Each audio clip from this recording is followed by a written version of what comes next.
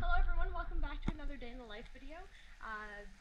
You will kind of watch a time lapse of harrowing the arena, and Perry is out cutting the grass now that we finally got the lawnmower working again.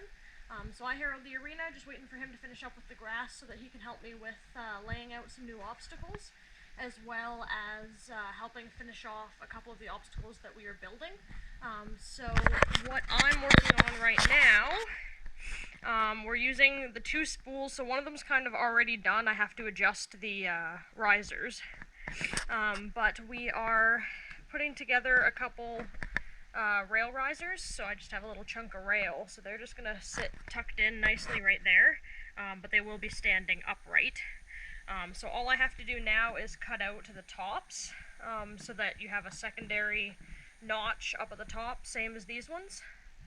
And then we will attach them to the bottom of the spool. So we're going to have two of them that can be used as a pinwheel or raised pinwheel obstacle, which just helps challenge your refinement and cues when it comes to doing circles over raised poles.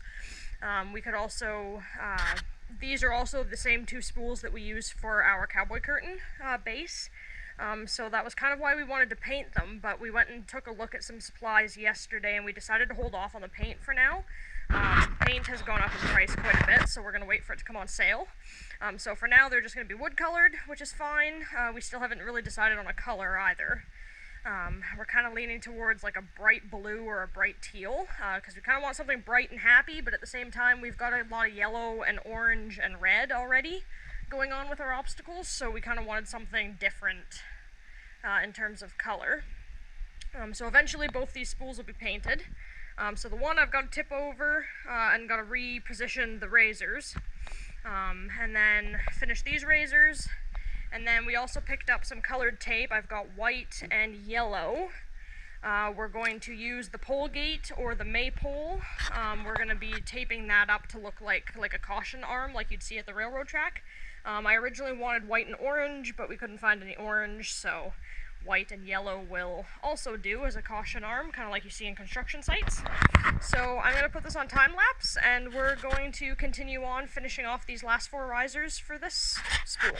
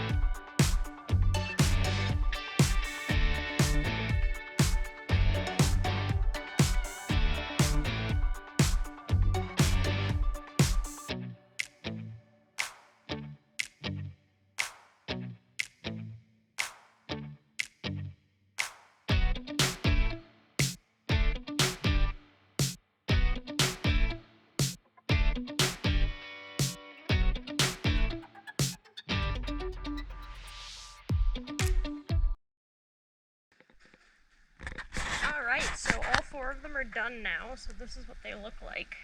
So they're going to end up sitting like this on the bottom of the spool here. So you've got a lower level rail riser and an upper level. So basically, these are just going to sit in here like that. So you've got kind of one spot that's going to be, by the time you put it on top of the spool, that's about 2 inches, and you've got another probably about 4 inches here, and then you've got like an 8-inch lift up at the top here once they're attached to the spool.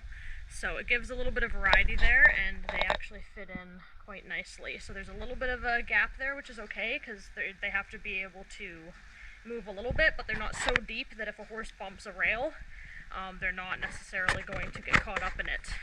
Because obviously safety is a thing, so we do still want them to roll out of there to some degree. So that one's pretty much perfect. If the horse really bumps the rail, it is going to move out of the way.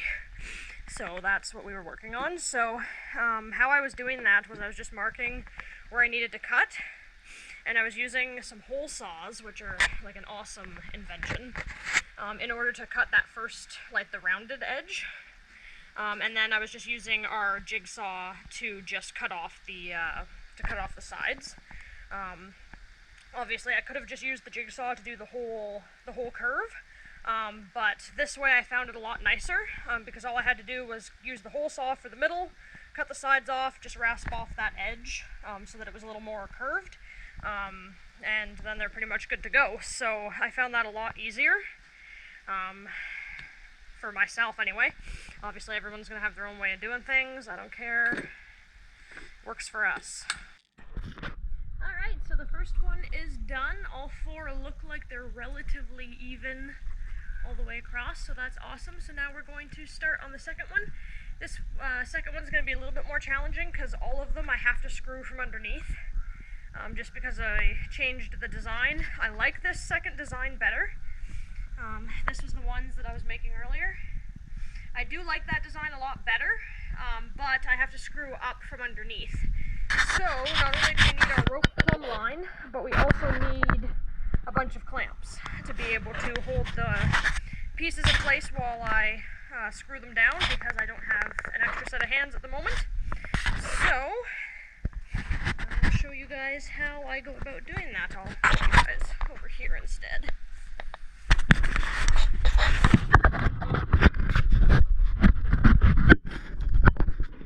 Alright, so first things first, I'm going to get my plumb line stuck. So I need the bigger clamp for the pieces. So, luckily this spool starts with all 3 holes directly in line with each other, so that actually works perfect because these holes run this way, as do the 2x4s underneath. So I can actually line that up perfectly with that middle 2x4. So just going to get my line nice here, grab my little clamp.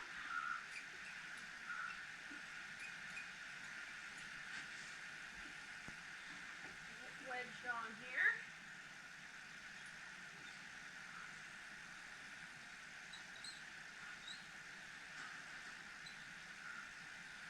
Oh, get on there. Don't need to turn on me.